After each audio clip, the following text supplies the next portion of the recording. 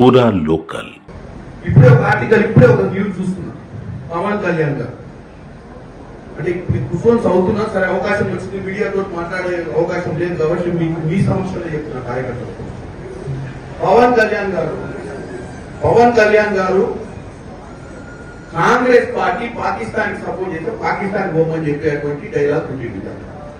పవన్ కళ్యాణ్ గారిని ఒకటి చెప్పదలుచుకున్నాను. పవన్ కళ్యాణ్ గారు, మీరు డిప్యూటీ సరే మొట్టమొదటిసారిగా ఎమ్మెల్యే, మీకు మంచి అవకాశం వచ్చి డిప్యూటీ సీఎం అయ్యింది.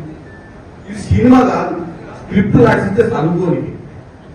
నువ్వు ఒక ఉప ముఖ్యమంత్రి అంటే ఒక స్థాయి ఇచ్చింది, స్థాయికి తగ్గట్టు మాట్లాడాలి. ఎవడో స్క్రిప్ట్ రాసిస్తే చదువుడు, లేకపోతే ప్రధానమంత్రిని నువ్వు కృషి చేయాలనుకుంటే ఇంకేదైనా ప్లాట్ఫామ్ మీద పోయి రాజకీయాలు బంద్ చేసి సినిమా తీసి నంగనారావు తీసినట్టే మనం 2-3 సినిమాలు తీసి ఆయన ప్రసన్నం చేస్తాం.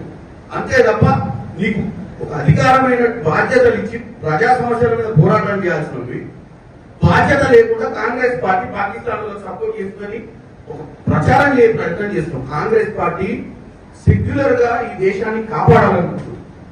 పాకిస్తాన్ ఇక్కడ ఉన్నటువంటి కుల మతాలకు అతీతంగా కాంగ్రెస్ పార్టీ అందరినీ ఒక పట్టున బతికేయాలనుకుంటుంది. పవన్ కళ్యాణ్ గారు, మీ నాయకుడు ఎవరినైతే ప్రసన్నం చేస్తున్నాడు నరేంద్ర మోడీ లెక్క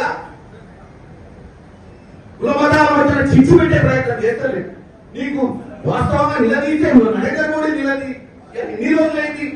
నలుగురు వచ్చి ముష్కరు కాల్చిపోతే నలుగురిని పట్టుకునే దమ్ము ధైర్యం లేక పిట్టగదా ఎప్పుడో తిరుగుతుంది. ఏం ఇంటెలిజెన్స్ నడుస్తుంది దేశంలో?